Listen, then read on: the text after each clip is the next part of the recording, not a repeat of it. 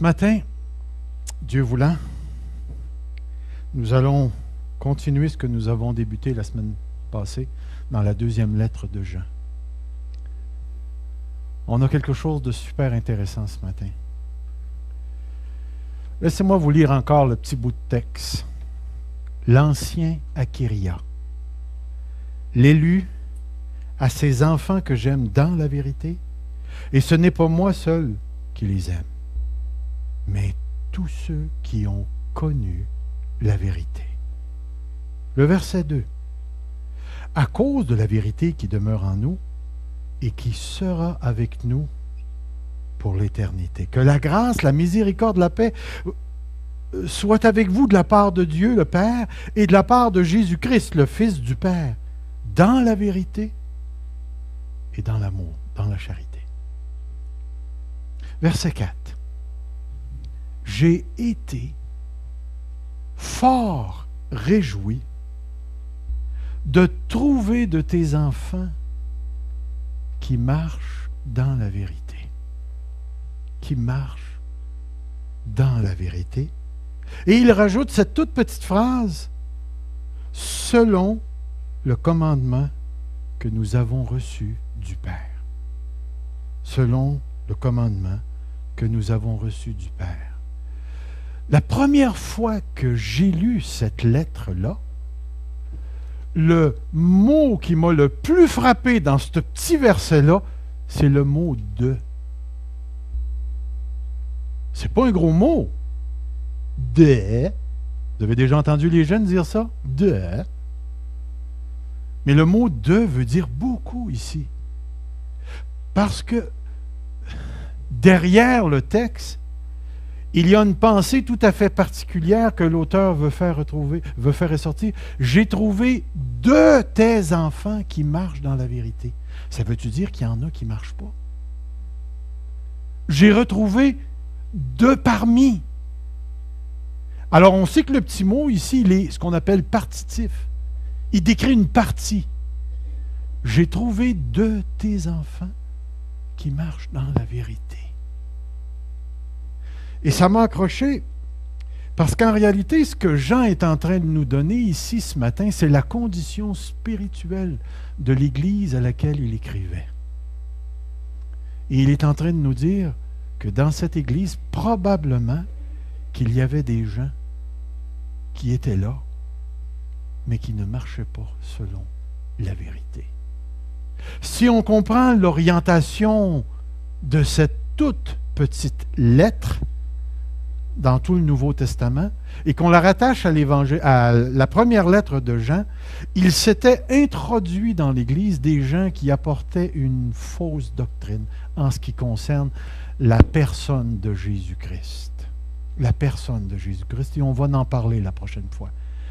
Mais cette fausse doctrine avait influencé les membres de l'Église à tel point qu'il y avait eu une sorte de scission, de division dans la vie de l'Église qu'on peut retrouver dans les dessous de la première lettre de Jean. Et cette doctrine à propos du Christ négligeait le corps, la chair. Et il s'était développé une sorte de pensée au niveau du christianisme dans laquelle la moralité n'était pas très, très importante. Tu peux aimer Dieu, puis tu peux pécher à tour de bras. Et savez-vous l'effet que ça a eu dans la vie de l'Église? C'est la première chose qui commençait à prendre le bord entre les enfants de Dieu, c'était l'amour. Et je ne sais pas si vous savez, mais l'amour, quand vous lisez l'Évangile de Jean, quand vous lisez 1er Jean, 2e Jean, 3e Jean, l'amour est une donnée fondamentale de toute la pensée de l'apôtre Jean. Et cette condition spirituelle faisait en sorte que certains s'étaient détournés et d'autres marchaient dans la vérité. Et ce que j'aime dans le texte, c'est que c'est un apôtre qui parle. C'est un apôtre qui parle. Et parce que c'est un apôtre, moi, ça m'encourage en tant que pasteur. Parce que tout au long de mon pastorat, j'ai rencontré des gens qui sont venus s'asseoir dans l'Église, mais qui n'ont jamais marché selon la vérité. J'ai rencontré des enfants de Dieu qui ont eu des passes difficiles dans leur vie et qui ont choisi pendant un bout de temps de ne pas marcher selon la vérité. J'ai vécu une partie de ma vie où je n'ai pas marché selon la vérité. Aujourd'hui, je comprends les effets du mensonge beaucoup plus qu'avant. Et je remercie Dieu aujourd'hui d'avoir cette réalité dans ma vie, d'avoir cet évangile, cette révélation de Dieu, cette vérité qui me permet de me juger moi-même, mais d'évaluer tout ce qui se passe autour de moi et qui me permet de marcher dans la droiture, et de marcher en harmonie avec mon Dieu. Frères et sœurs, comme je l'ai dit la semaine passée, laissez jamais partir de votre vie la vérité. Puis qu'est-ce que c'est que la vérité? On a dit la semaine passée que la vérité, c'est la révélation du Père en Jésus-Christ. La mort et la résurrection du Christ, qui a été transmis d'une manière apostolique et qui nous est maintenant transmis par les Écritures. La vérité, c'est Dieu dans le Fils sur la croix ressuscité dans la parole de Dieu. Et nous avons cette vérité en nous et nous devons marcher dans la vérité. Quand vous entendez « je me suis réjoui de trouver de tes enfants qui marchent dans la vérité », l'apôtre Jean n'a pas inventé un mot « marcher » qui ne faisait pas partie de sa culture. Dans l'Ancien Testament, obéir à Dieu venait du mot « halak » qui voulait dire « marcher ». Et le mot était utilisé pour décrire la manière de vivre. Lorsqu'on parle de la manière de vivre, on parle de quelque chose de très important.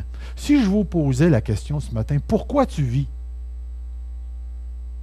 Pourquoi tu vis? Vous pourriez répondre de plusieurs manières à cette question-là. Imaginez-vous, vous êtes dans un bureau de médecin, puis quelqu'un pose la question, pourquoi tu vis? Puis là, le docteur commence à dire, tu sais, mon petit gars, là, comment c'est fait en dedans, il y a de l'air, il y a de la nourriture, ça se décompose dans ton corps, puis et ainsi de suite. Puis là, ça s'en va dans ton système, l'organe, là, c'est pour ça que tu vis. Le gars a pas mal répondu à la question. Il a pas mal répondu. Tout ce qu'il vient de te dire, c'est comment tu vis physiquement, pourquoi tu es en vie physiquement. Mais la question posée, lorsque tu prends le mot tu vis puis tu le mets à l'envers ou tu vis pourquoi? Quel est l'objectif de ta vie? La question posée s'intéresse à quelque chose de beaucoup plus profond dans nos vies. En d'autres mots, quelle est la raison fondamentale de ton existence? Vivre, marcher dans la vérité, suppose que la révélation de Jésus-Christ, de Dieu en Jésus-Christ, est devenue l'autorité de ta vie. L'autorité de ta vie. Mercredi soir, c'est-à-dire un des mercredis soirs, j'ai pris la parole de Dieu comme ça, puis j'ai illustré ce que je voulais dire par la parole de Dieu est devenue l'autorité de ta vie. J'ai dit, il y a des gens qui marchent avec la Bible en dessous du nez, comme ça. Ça sent le cuir. Qu'est-ce que je veux dire par en dessous du nez? Ça veut dire que oui, ils ont la Bible, mais est-ce qu'ils contrôlent leur vie? C'est ça. Mais quand la Bible est au-dessus, ça veut dire que même la manière de penser se soumet à la révélation de Dieu. Savez-vous que ça fait une énorme différence de dire comme ça, je suis en amour. Puis ça fait toute une différence de dire comme ça, je suis en amour. Parce que comme ça veut dire que moi, je domine. Puis quand je dis ça comme ça, je dis que mon amour est soumis à la parole de Dieu et que je suis contrôlé par ce que la Bible dit. J'ai rencontré tellement de fois sur le plan émotionnel des gens qui s'amourachaient de personnes qui ne croyaient pas en Dieu en disant « je vais les convertir ». Ils avaient la Bible ici, au lieu de la voir là.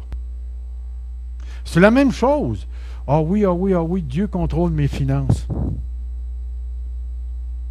Ça fait toute une différence quand c'est ça ici. Voyez-vous, marcher selon la vérité, présuppose que la révélation de Dieu en Jésus-Christ est devenue le critère de mes pensées, de mes actions, de mes affaires, de mes amours, de ma sexualité, de mon argent, de mon mariage, de toutes mes relations. Marcher dans la vérité, c'est vivre à la lumière de la révélation que Jésus-Christ nous a donnée. OK? Acceptez-vous cette définition-là de marcher ce matin dans la vérité? Est-ce que vraiment marcher selon la vérité, c'est vraiment se soumettre à la révélation de Dieu en Jésus-Christ, telle qu'elle nous est révélée dans la parole? Êtes-vous d'accord avec ça? Vous êtes d'accord avec ça? Sûr? Certain? C'est important. Parce que si tu y crois en parole seulement, tu vas avoir de la misère à prendre ce qui suit. Parce que Jean va dire ceci par la suite. J'ai trouvé ça très, très, très intéressant. C'est pas Jean qui va le dire, c'est moi. Lorsque j'étais jeune chrétien, et quand je parle de jeune chrétien, là, ma première année de vie chrétienne, j'ai été sauvé sous le ministère de mon beau-père, M. Urtubise, et puis je suis entré dans l'église baptiste de la foi de Drummondville. Et quand je suis rentré dans cette église-là, je ne sais pas, c'était une église à peu près de 150, 175 personnes à ce moment-là. 75% de l'église était en bas de 25 ans. Vous voulez une église de jeunes? 75% de ces gens-là étaient en bas de 25 ans. Sur ces 75%, il y en a aujourd'hui même environ 45% qui ont abandonné le Seigneur. Pensez-y bien.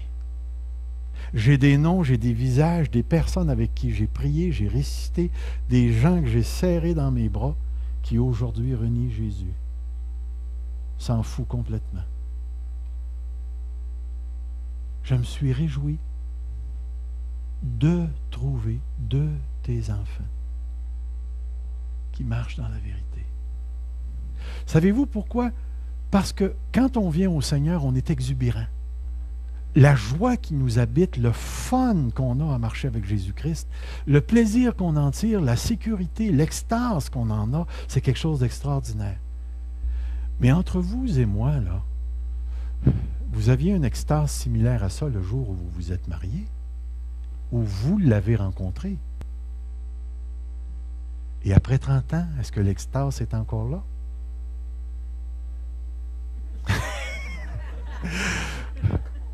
Lui, il va bien dîner.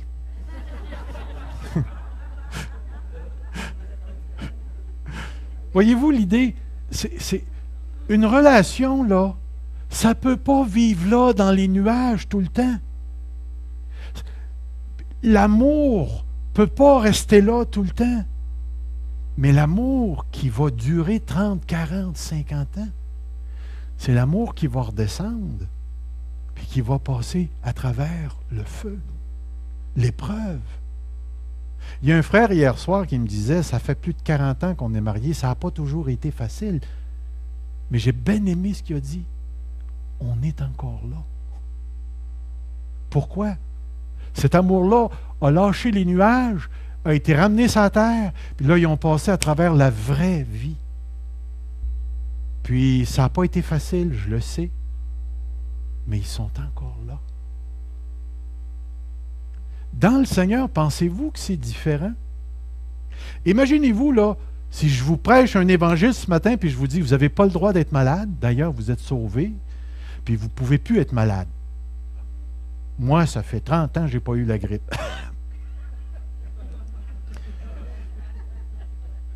Écoutez, j'ai lu ça de personnes qui disent réellement ça. Alors, moi, je suis un petit chrétien 2 de pique avec ma diabète. C'est même pas la mienne. C'est celle des autres. Mais l'idée ici, c'est que je n'ai pas le droit d'être malade, puis je n'ai pas le droit d'être pauvre. En plus. Puis en plus de ça, écoutez, je n'ai pas le droit de ne pas être heureux. Puis si ces trois choses-là n'arrivent pas, c'est parce qu'il y a du péché dans ta vie. Pouvez-vous vous imaginer un évangile de cette nature? Je regarde mon Sauveur qui a été haï, qui a été crucifié. Je regarde la vie apostolique, les apôtres, là. Puis je lis le Paul qui a été torturé, fouetté, lapidé, puis tout ça. Puis le gars, il se relève, puis il continue de prêcher l'Évangile, puis il rentre dans une ville où il s'est fait lapider. Tu t'as pas appris, mon gars? Puis j'entends le témoignage de Paul qui dit notre pain suffira. Et là, je me dis, waouh, Seigneur Jésus, est-ce que ça se pourrait que le véritable évangile me dit, oui, je vais expérimenter la puissance de Dieu, parce qu'il y en a de la puissance, mais que je vais aussi expérimenter la souffrance, et que je vais avoir les deux, puissance et souffrance. Et laissez-moi vous dire, j'ai l'impression que c'est la vérité, que les chrétiens, ça ne va pas toujours bien, mais c'est faux de dire que ça va toujours mal. La parole de Dieu nous présente comme des étrangers sur cette terre, nous présente comme des voyageurs de passage, qu'on est en marche vers une cité céleste, qu'on n'est pas chez nous ici, puis qu'on a un corps qui subit encore tous les effets de la chute. C'est tout à fait normal. Puis en plus de ça, écoutez, je lis dans la parole de Dieu qu'on a un ennemi farouche qui, sans l'assistance de Dieu et de ses anges, ferait en sorte que chacun d'entre nous serait déchiré, tué, brûlé carrément, s'il avait libre cours à notre égard. Alors je réalise, de trouver de tes enfants qui marchent dans la vérité, c'est quelque chose qui réjouit. Quand je rencontre un frère que ça fait longtemps que je n'ai pas vu, puis j'ai fait ça la semaine passée avec un frère, on parle ensemble, puis là, à un moment donné, je pose la question, et puis, comment va ta foi? Et là, à un moment donné, on se met à jaser de Dieu et ainsi de suite. Puis là, on voit si oui ou non. J'ai fait ça vendredi soir. Comment va ta foi? Avec un groupe de personnes de Sherbrooke. On a besoin, frères et sœurs, de savoir, est-ce que tu marches dans la vérité? Est-ce que nous marchons? Est-ce que l'Assemblée de la parole de Dieu marche dans la vérité? Si tu dis que tu marches dans la révélation de Jésus-Christ, manque pas ce qui s'en vient. Parce que Jean va dire ensuite, au verset 5, « Et maintenant, ce que je te demande, Kyria, non comme te prescrivant un commandement nouveau, mais celui que nous avons dès le commencement, c'est que nous nous aimions les uns les autres. » Regardez bien comment Jean parle ici.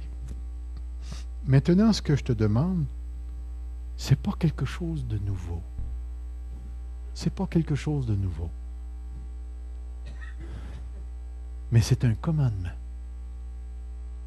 Nous devons nous aimer les uns les autres. Nous devons nous aimer les uns les autres.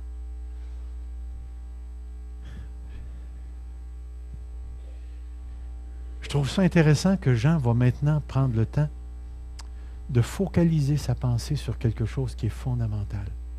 L'amour. L'amour. Puis en plus de ça, il va aller contre toute notre culture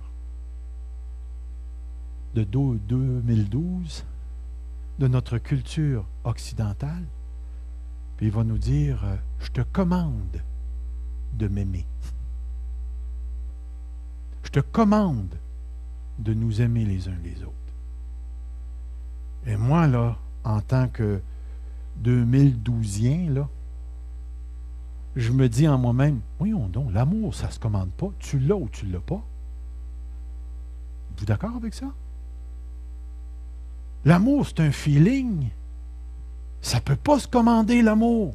Comment ça se fait que, Jean, tu me commandes d'aimer? Mais Jean te répondrait, mais c'est parce que tu as une mauvaise définition de l'amour. Est-ce que l'amour n'est que feeling? Est-ce que l'amour engendre des émotions? Est-ce qu'elle peut engendrer des émotions négatives? Définitivement. Est-ce que l'amour peut engendrer des émotions positives? Définitivement. Donc, l'émotion n'est pas ce qui détermine l'amour chez Jean. Si vous aviez à définir l'amour, comment définiriez-vous l'amour? Laissez-moi vous dire, ce n'est pas un mot facile à définir. C'est pas un mot facile à définir. Aimer. Pourtant, pour Jean, on a vu qu'aimer et la vérité sont indissociables. Alors, si je dois t'aimer, je t'aime à l'intérieur du contexte de la révélation de Jésus-Christ. Et si je t'aime dans ce contexte-là, eh bien, Jean va arriver au verset 6 tout à l'heure, puis il va nous dire, l'amour consiste à garder ses commandements. Attends une minute, Jean, là. Là, tu vas beaucoup trop loin. Tu es en train de me dire que l'amour, c'est obéir à des ordres. Levez la main. Oui.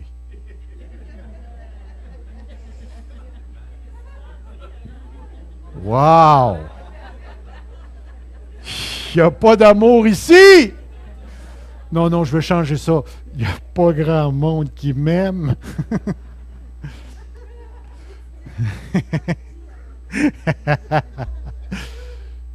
L'amour peut être ordonné, peut être commandé, parce que l'amour ne se résume pas simplement à ce que je ressens pour toi. Et c'est ce que Jean va développer pour quelque chose de très important qu'il va nous dire tout à l'heure après. La première chose, savez-vous qui nous a parlé d'amour, le premier dans le Nouveau Testament, en termes de commandement? C'est le Seigneur Jésus. Voici, je vous donne un commandement nouveau. Aimez-vous. En passant, est-ce que Jésus a donné un commandement nouveau?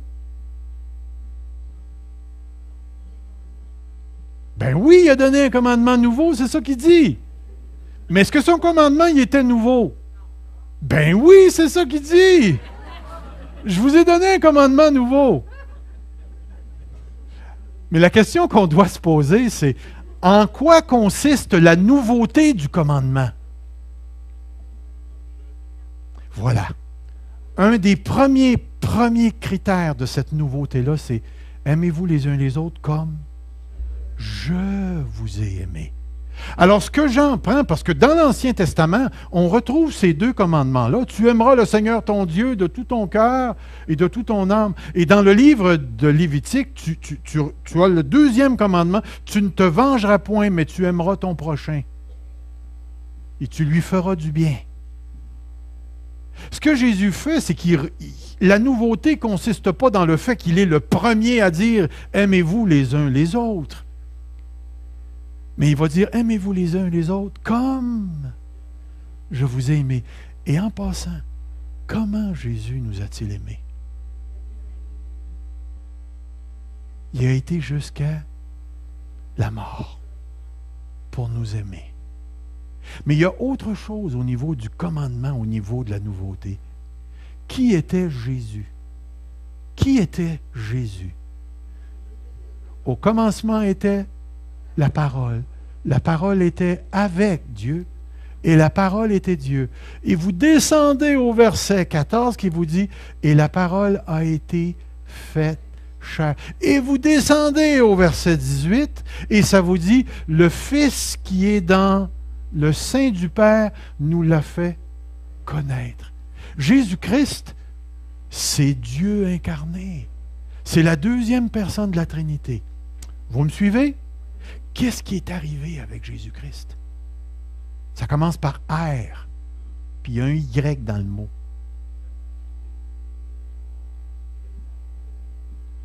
Qu'est-ce qui est arrivé avec Jésus? Il y a un Y dans le mot. Le royaume. Le royaume de Dieu. Voici, le royaume de Dieu est parmi vous. Avec Jésus est arrivé le royaume. Mais qu'est-ce qui est arrivé avec le royaume? Avec le royaume est arrivé des nouvelles valeurs, une nouvelle manière de relationner. Voici, je vous donne un commandement nouveau. Aimez-vous. Tous connaîtront que vous êtes mes disciples. Voyez-vous, la nouveauté du royaume, c'est-à-dire la nouveauté du commandement, consiste dans le fait que Jésus a pris l'amour et l'a élevé jusqu'à un niveau qui n'avait jamais été exemplifié dans sa mort pour nous, pour des pécheurs. Et à toutes les fois que l'amour de Dieu nous est rappelé dans les écrits de Jean, l'amour est mis en relation avec ce que Dieu a fait.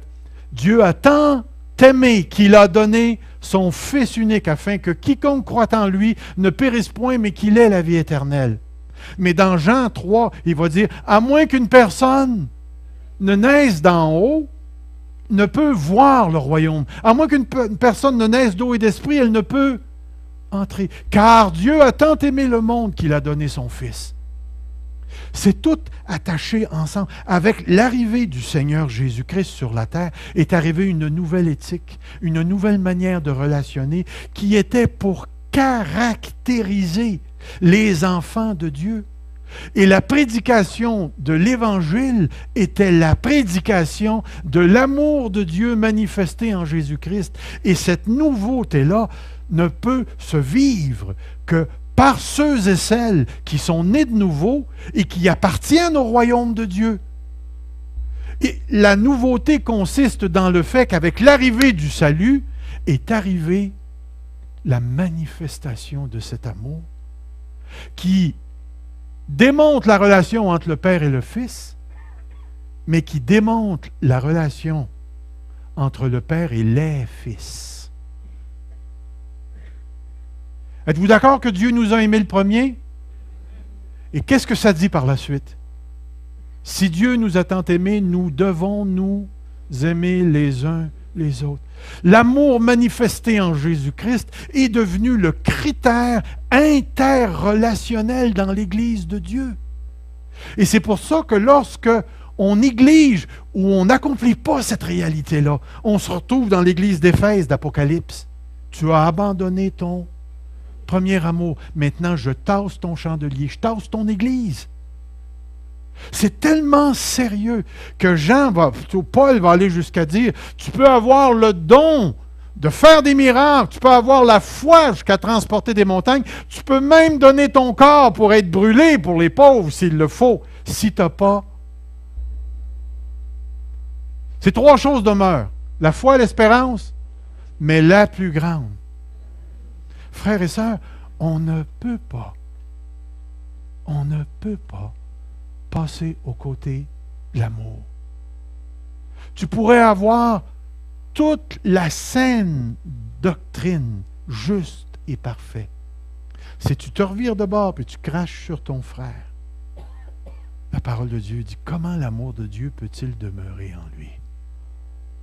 Si quelqu'un a les biens de ce monde et qu'il voit son frère, il lui ferme son cœur, comment l'amour de Dieu peut-il demeurer en lui? Puis ce que je trouve intéressant, c'est que la vie éternelle est en moi. Parce que Dieu demeure en moi. Et comment savons-nous que nous sommes passés de la mort à la vie? 1 Jean 3. Parce que nous aimons les frères.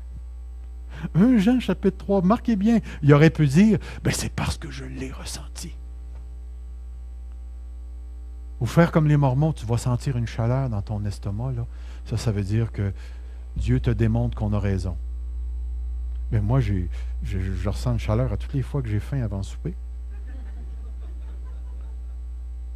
Non. Le critère que Dieu prend pour évaluer la présence du salut, c'est l'amour.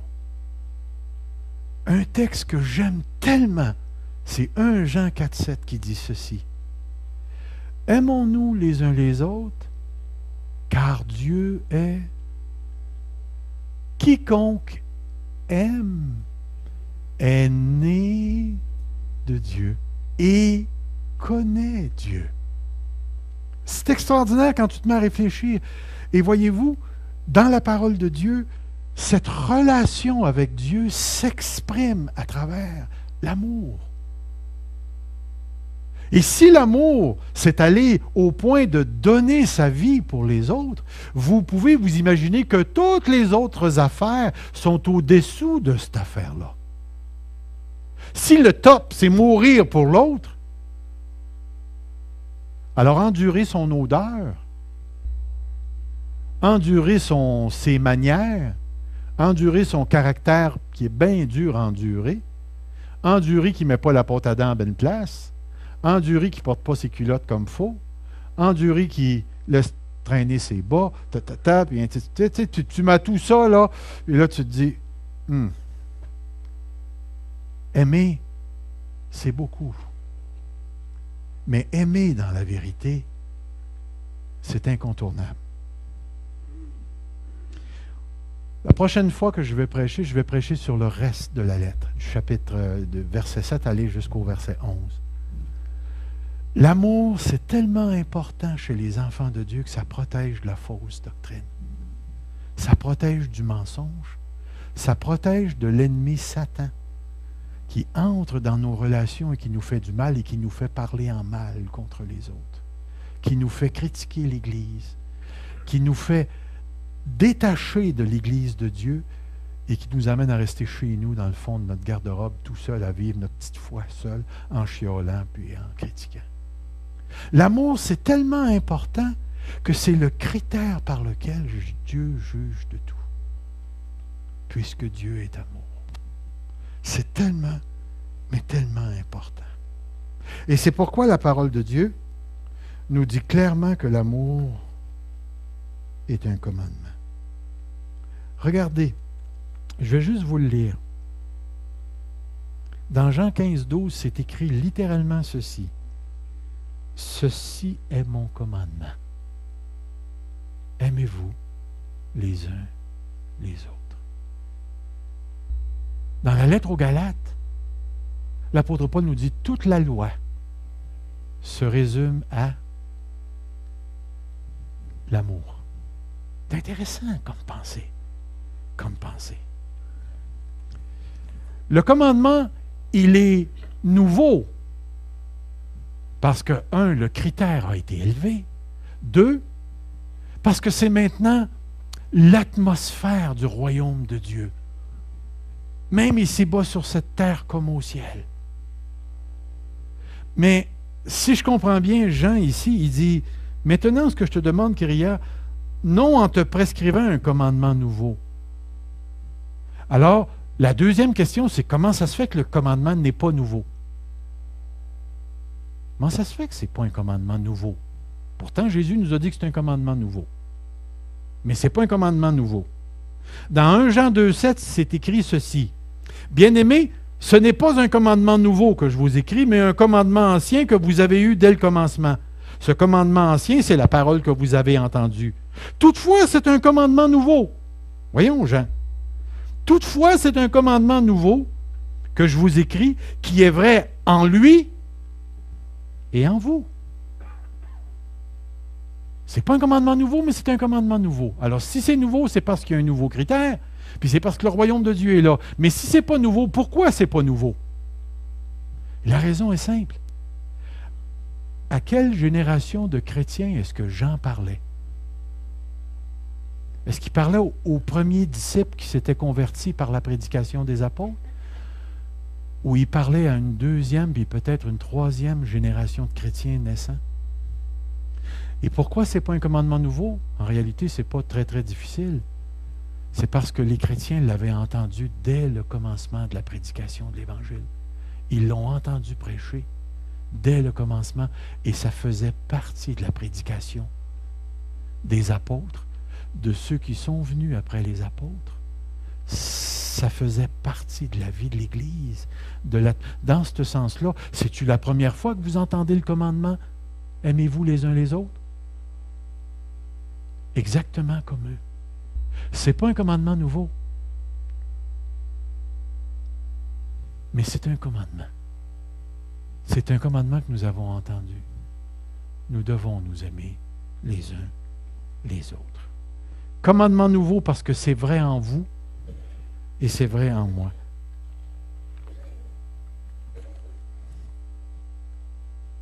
Êtes-vous né de nouveau? Êtes-vous né de Dieu?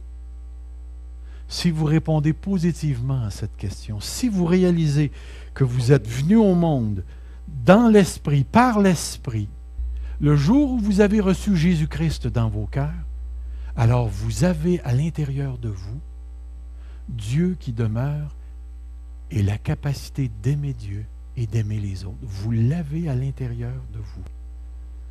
Ça vient avec l'Évangile, la vie éternelle et la présence de Dieu.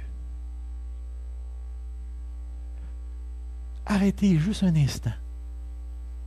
Répétez cette phrase que je vais dire dans votre tête. Je suis capable d'aimer comme Christ a aimé. Pensez à ça.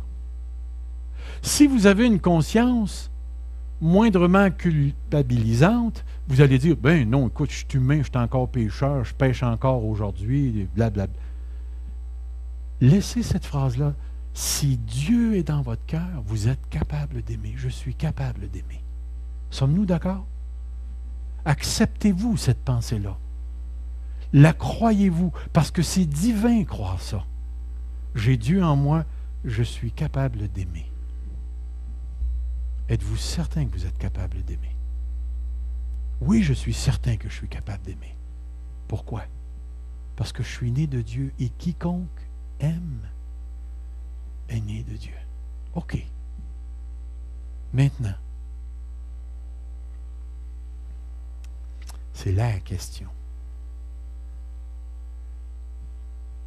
Y a-t-il quelque chose dans ton cœur que tu traînes par rapport à cette Église ou dans cette Église à l'égard d'une personne que tu n'as pas réglée encore puis que Dieu te demande de régler maintenant?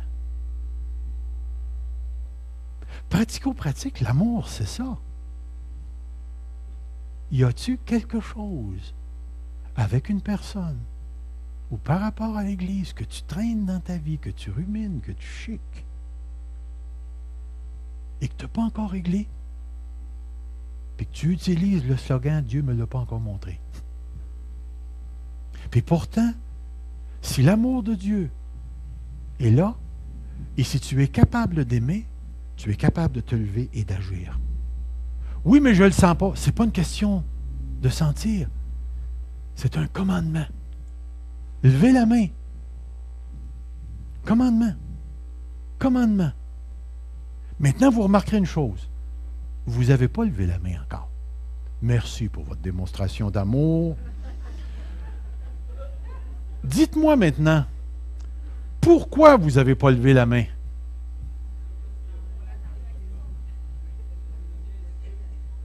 Oh, je sais, vous avez toutes sortes de raisons, là. Dieu, il n'a pas montré de lever la main. OK, d'abord.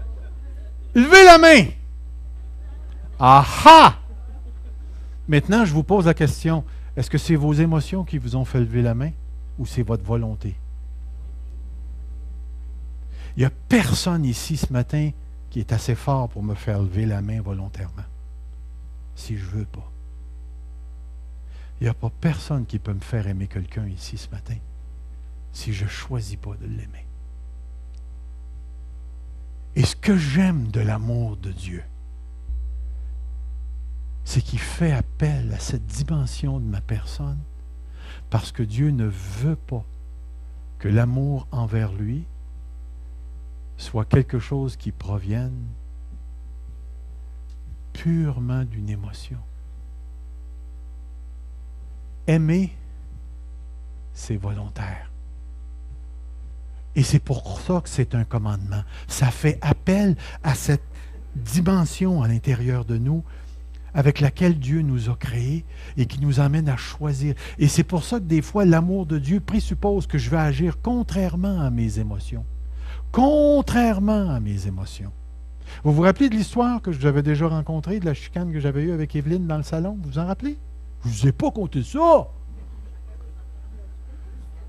Ben, c'est rare maintenant, là, quand on n'a plus de sujet, quand on veut chicaner, il faut mettre ça sur l'agenda maintenant.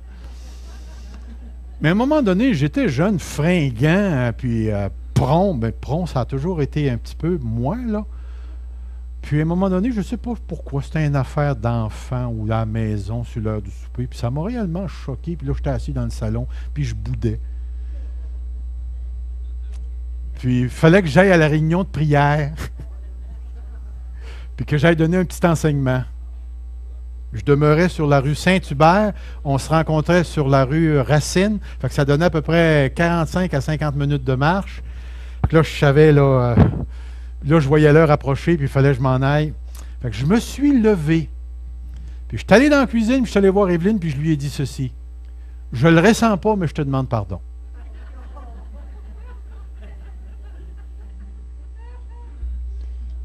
Puis savez-vous, lorsque j'ai dit je ne le ressens pas, je savais que j'aurais une réaction. Parce que nous, on associe l'obéissance au ressentir. Mais ce que vous ne savez pas, c'est que durant le temps que j'étais assis dans mon gros sofa jaune-orange, il était vraiment jaune-orange, j'étais assis là, puis j'étais en colère, puis je ruminais à l'intérieur, puis il y a une parole qui a monté dans mon cœur. Si ton frère a péché contre toi. Puis moi c'était pas si ton frère a péché, là. C'était laisse là ton offrande et va te... Alors c'est cette partie de la phrase-là. Puis là, j'étais assis là, puis je disais Néo. Néo. Puis finalement, dans mon cœur, j'ai cédé. Je me suis levé, puis ça a sorti, je ne le ressens pas. Mais je te demande pardon. Et quand j'ai sorti de la maison pour aller aux études, pour aller à l'étude biblique, mon cœur s'est mis à changer. J'ai été inondé d'une joie. Puis, laissez-moi vous dire, peut-être que je n'ai pas agi comme il faut dans le sens de dire, je ne le ressens pas, mais je te demande pardon. L'idée, c'est que j'ai appris que j'étais capable d'obéir contrairement à ce que je ressentais. Et que Dieu honorait l'obéissance en dépit des émotions qui venaient avec, des émotions négatives. J'ai souvent demandé pardon à des gens. Puis à toutes les fois, ça ne me tentait pas. Puis moi, une des choses, je vous le dis, une des choses dans laquelle je suis bon, puis j'ai vraiment du talent dans ça, c'est de trouver des raisons pour ne pas le faire.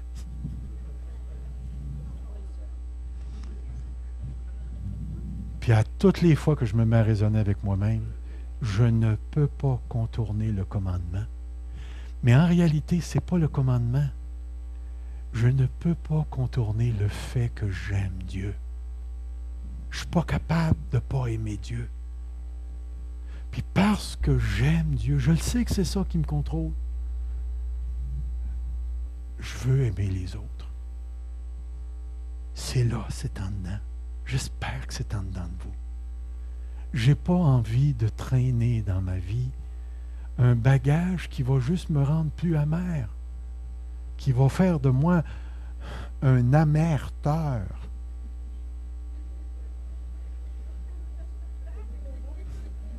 Oui, c'est vrai, peut-être qu'on va le proposer, celui-là. C'est un gars qui est continuellement rongé par l'amertume. Ça ressemble à Omerta, hein, un amerteur.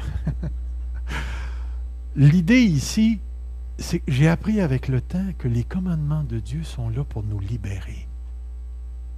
Et d'aimer Dieu, c'est le plus grand privilège qui m'a été donné.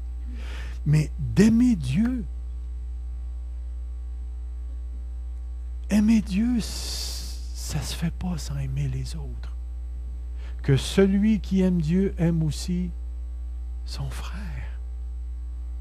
Et c'est pour ça que personne ne va me convaincre d'aimer Dieu sans aimer les autres. Les gens qui me disent « J'aime Dieu, mais je ne veux rien savoir de l'Église. » Ouf! J'ai bien des problèmes avec ça. Bien des problèmes avec ça. Alors, frères, ce matin, je vous encourage à réfléchir. Je vais vous mettre en capsule ce que j'ai appelé une toute petite théologie de l'amour chez Jean. Une brève théologie de l'amour de Jean. Regardez bien, on va passer les diapos. Dieu est amour. Celui qui n'aime pas n'a pas connu Dieu, car Dieu est amour. Nous avons connu l'amour que Dieu a pour nous et nous y avons cru. Dieu est amour. Celui qui demeure dans l'amour demeure en Dieu. Pas d'amour, pas de Dieu. Prochaine. L'amour est à la base de la rédemption dans les écrits de Jean. Car Dieu a tant aimé le monde qu'il a donné son Fils unique, afin que quiconque croit en lui ne périsse point, mais qu'il ait la vie éternelle. 1 Jean 4,9. L'amour de Dieu a été manifesté envers nous en ce que Dieu a envoyé son Fils unique dans le monde, afin que nous vivions par lui. Prochaine. Démonstration de notre nouvelle naissance.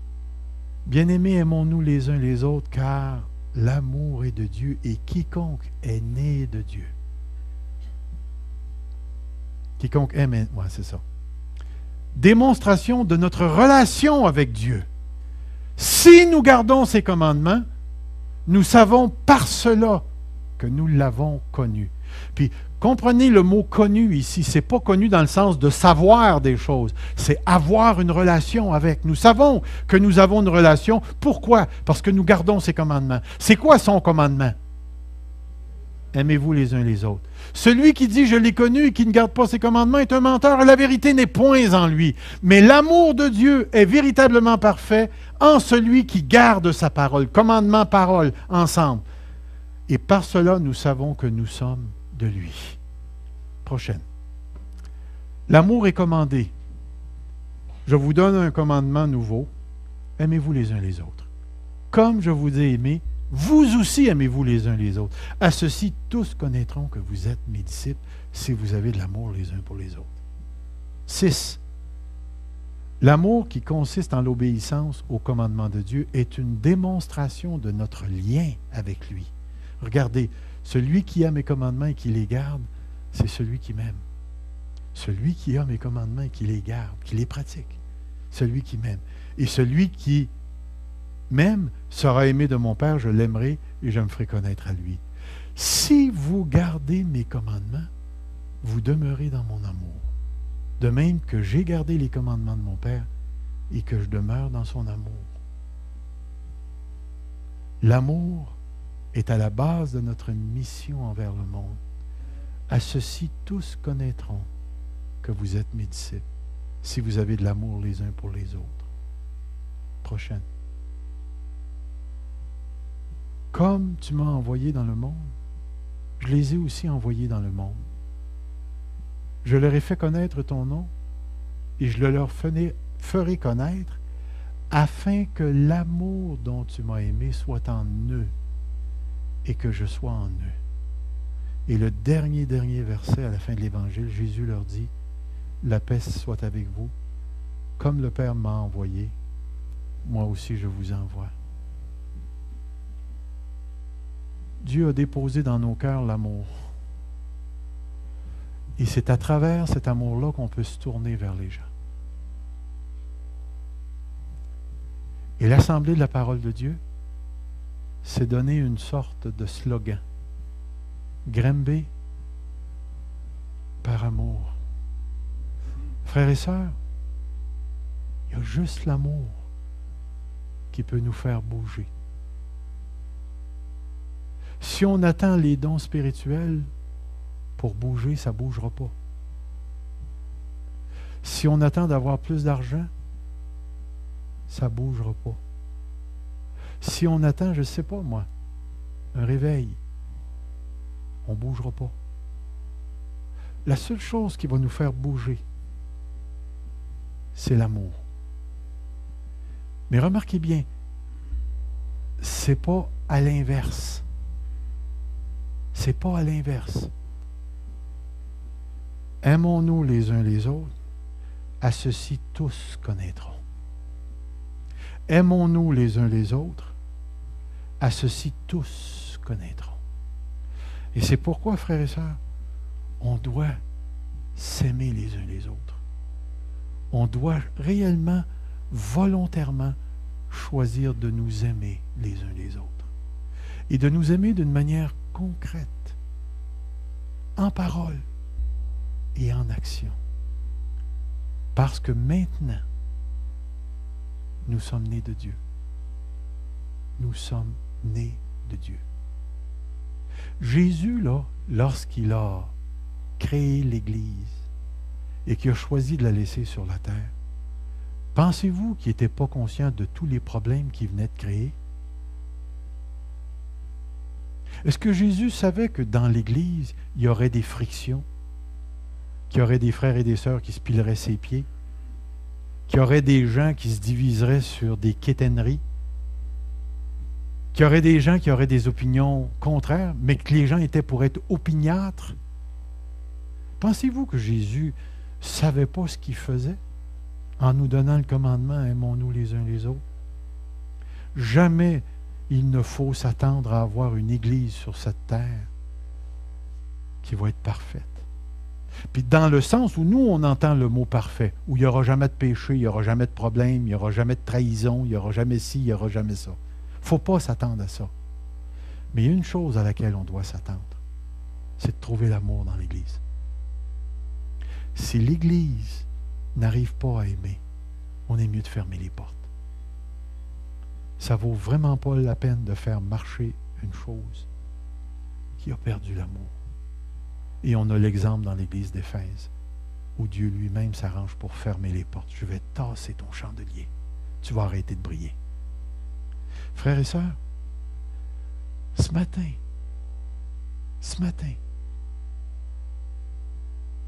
renouvelle ton amour, ton engagement d'aimer Dieu en obéissant à ses commandements, d'aimer les autres comme étant l'objet du commandement. Dieu, je t'aime à travers mes frères et mes sœurs. Et je t'encourage réellement ce matin. Ne transporte pas quelque chose dans ta vie qui t'empêcherait d'aimer. Laisse pas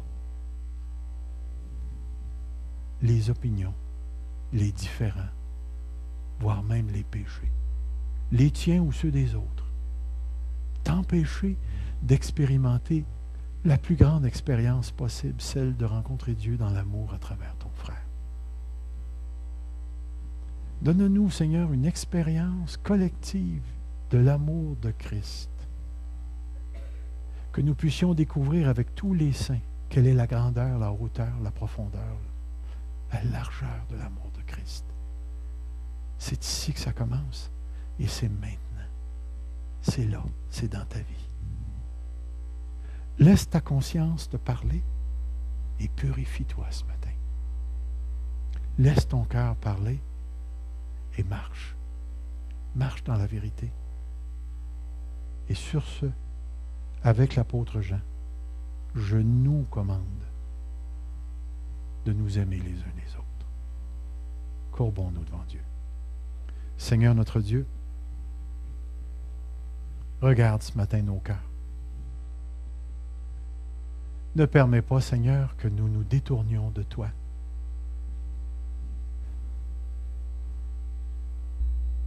Mais envers et contre tous, Seigneur.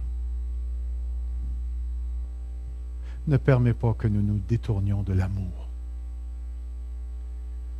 Accorde-nous la grâce de marcher dans tes voies, de marcher dans la vérité, de marcher pour la vérité. Et Seigneur, s'il y a quelque chose dans ma propre vie que tu aimerais que je règle, viens faire ton œuvre. Viens faire ton œuvre dans nos cœurs. Règle, Seigneur, de manière à ce que nous puissions aimer sans réserve, même si ça devrait nous désavantager, même si ça devrait nous dépouiller. Accorde-nous d'aimer Grimby. D'aimer Grimby, Seigneur, plus que toute autre chose. Accorde-nous d'aimer Grimby jusque dans le salut. Dans le précieux nom du Seigneur Jésus, garde-nous proches de toi, Seigneur. Amen.